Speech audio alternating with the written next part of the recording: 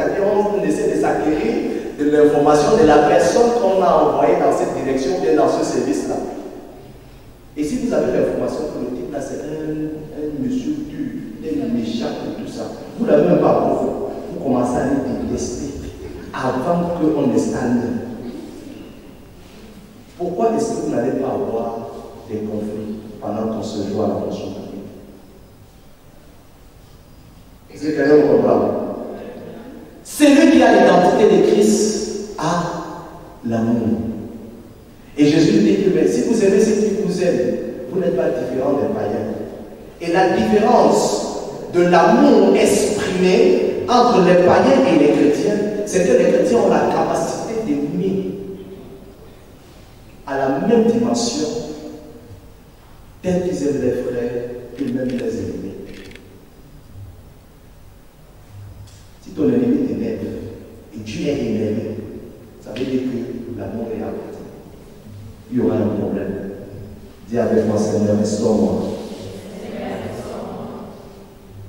Aimer ses collègues et surtout aimer le travail que l'on fait. C'est au Cameroun où on dit, lorsqu'on te pose la question par rapport à un travail d'embauche, tu sais faire quoi? C'est ce que je vois, je fais. Ce que je ne vois pas, je ne fais pas. Vous savez que ça, c'est du Camerounais, n'est-ce pas? Peut-être également, ça se passe ailleurs. Alors, les gens vont chercher le travail tout simplement parce qu'ils veulent gagner de l'argent, n'est-ce pas? Écoutez, si vous faites un travail pour lequel on vous paye gros et que vous n'aimez pas ce travail-là, vous aurez des problèmes. Vous risquez d'avoir l'AVC.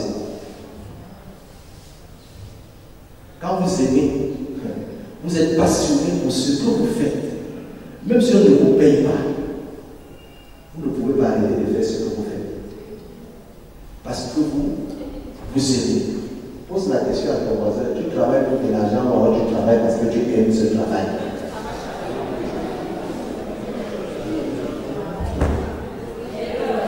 Gloire à Jésus. Ça, c'est l'amour. La deuxième des choses, c'est l'intégrité. Difficile de voir des chrétiens vraiment intègres dans notre société, dans notre administration, même en entreprise. L'intégrité. Dieu appelle Abraham, tu n'étais pas Abraham, dans Genèse chapitre 17, verset 1. Dieu donne seulement une seule condition à Abraham. Il dit à Abraham, marche devant ma face et sois intègre. Sois intègre également, c'est le thème, comment je vais dire ça, le thème jumeau de l'identité. Donc nous sommes en train de parler. Quelqu'un qui est hypocrite, quelqu'un qui est un acteur, quelqu'un qui joue un rôle, ne sera jamais intègre. Parce que être intègre, c'est être un. Vous comprenez? C'est être soi-même. Un avec notre Dieu. D'accord avec ce qu'il nous a dit de faire. Les évangiles nous disent que deux personnes ne peuvent pas marcher ensemble s'ils ne sont pas au préalablement tombés. D'accord, n'est-ce pas? Vous ne pouvez pas marcher ensemble. Vous ne pouvez pas marcher avec Christ qui est en vous. Si vous n'êtes pas d'abord tombé d'accord. Et la Bible dit que si deux seulement s'accordent sur la terre et demandent une chose, cela leur sera accordé. Donc être intègre, c'est être accordé avec soi-même et être accordé avec notre Dieu. Sois intègre. Abraham a marché dans l'intégrité, bien que quelquefois il a failli, mais Dieu a toujours été avec lui. La troisième chose, ou alors le troisième principe qu'il faut garder dans le milieu professionnel pour affirmer son identité, c'est l'excellence. La Bible nous dit dans le livre de Daniel chapitre 1, verset 20, que Daniel était tellement intelligent qu'il avait à un tel point où il avait un esprit supérieur. Il était 10 fois supérieur que les satrapes et les magiciens du royaume de Nebuchadnezzar. Daniel, c'est quelqu'un qui nous enseigne comment l'excellence. Vous travaillez dans le milieu professionnel, vous êtes avec les francs-maçons, les rosicruciens, les gens qui sont dans des petites associations sectaires. Et parce que dans leurs organisations, le diable les accorde les moyens, les migrations, les positionnements en entreprise et tout. Et ils ont souvent tendance à nous influencer. Quand on devient influençable, ça veut dire qu'en ce moment-là, nous venons de perdre notre identité. Qui nous sommes en Christ? Soit tu es en Christ, soit tu es en crise. Dis à ton voisin, moi je suis en Christ. Je ne suis pas en crise. Donc ne subissez pas l'autorité ou alors l'identité des autres qui vous menacent, parce que justement nous marchons par la vie. Nous donnons de la valeur à un certain nombre de choses à cause de ce que nous voyons. Le plus important dans la vie, ce n'est pas ce que nous voyons, c'est ce que nous ne voyons pas. Donc tu as une autorité, tu as une position remarquable dans le Seigneur. Il ne peut pas savoir ce que tu représentes. Peut-être tu es plantant, peut-être tu n'as pas une position privilégiée, mais si tu connais ta position en Christ, cela va te donner de la valeur. Si tu es balayé de rue et que tu connais ta position en Christ, la façon dont tu vas balayer la rue, c'est avec beaucoup d'excellence. Travailler avec excellence. Daniel était excellent et il surpassait tous les magiciens.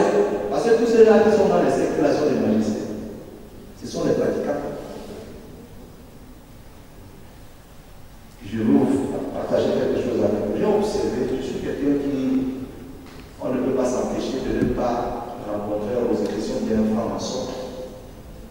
Là-dedans, j'ai observé quelque chose sur les francs-maçons. Ces gars-là, c'est des travailleurs. 2 heures du matin, ils sont en train de travailler. 3 heures, ils sont en train de travailler. Et j'ai aussi observé, j'ai vu les chrétiens, ou du moins certains, qui dorment beaucoup. Le challenge en entreprise pour affirmer son identité, ce n'est pas que je suis enfant de Dieu, c'est la démonstration. Si les gars travaillent 10 heures de temps, travaillent 12 heures, puisque quand ils vont aller là-bas, c'est ça qu'on les enseigne. Donc, affirmer son identité, je le finis. Il ne s'agit pas tout simplement de dire que je suis enfant de Dieu. Hébreu 1 nous dit que la foi est une ferme assurance des choses qu'on espère et une démonstration. Le problème avec les chrétiens, c'est qu'ils ont la ferme assurance, mais ils n'ont pas la démonstration. Dis à ton voisin face à la démonstration. La démonstration de ton identité. Tu n'auras pas besoin de dire à quelqu'un que je suis en Christ, ou alors je vais à l'église.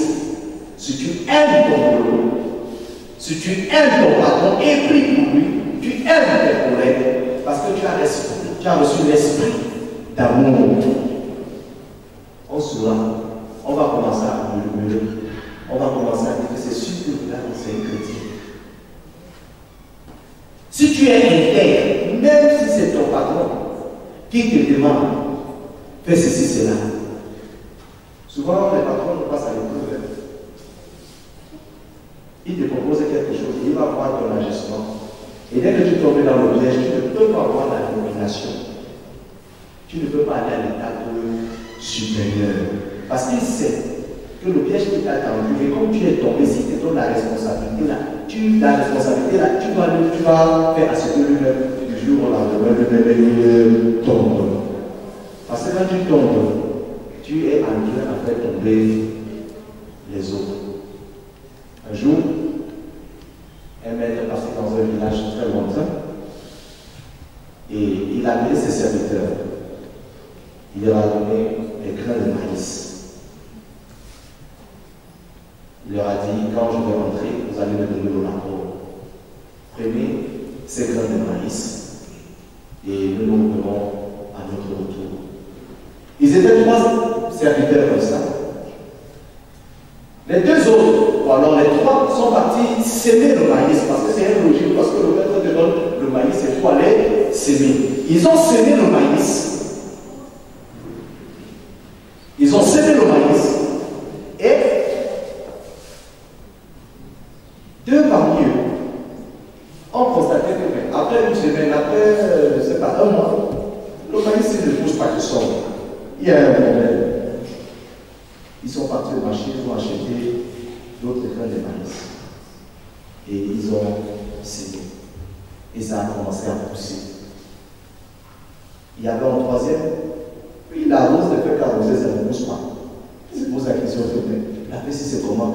Il regarde ses voisins, il voit que c'est chez ses voisins, ça a déjà commencé à pousser. Et son cœur commence à battre la chamade et tout ça. Le regard des autres, ce qui se passe avec les autres, c'est ce qui fait souvent à ce que nous perdons notre identité. Nous perdons souvent la raison. Mais dans le cas de cette histoire, lui, il est resté intègre. Et les 2 autres, donc le maïs poussait déjà, ils sont venus, ils sont lui ont dit, écoute, si ton maïs ne pousse pas, moi je te propose d'aller au marché, acheter quelques grains de maïs pour que tu puisses quand même pousser. Tu crois que le maître nous a donné ces grains de maïs, pourquoi? Et il a refusé d'aller acheter d'autres grains de maïs. Il est resté. Et le maître est rentré et il a demandé les comptes. Les autres sont venus avec les épis de maïs en disant que voici ce que ça a fait. Et celui qui n'avait rien produit a dit que le grain qu'on lui a donné là vraiment n'a rien produit. Et le maître cherchait un successeur. Et c'est celui dont les grains n'avaient pas poussé, qui avait été justifié par le maître en disant que de vous tous là, c'est celui-ci qui est le plus intègre parmi vous. Et le maître a dit l'histoire, car en fait, je vous ai donné des grains de maïs, oui. Donc lui-même, il savait que ça ne pouvait pas pousser. Dis à ton voisin, sois intègre. Pour assurer ton identité. Que Dieu bénisse sa parole. Amen.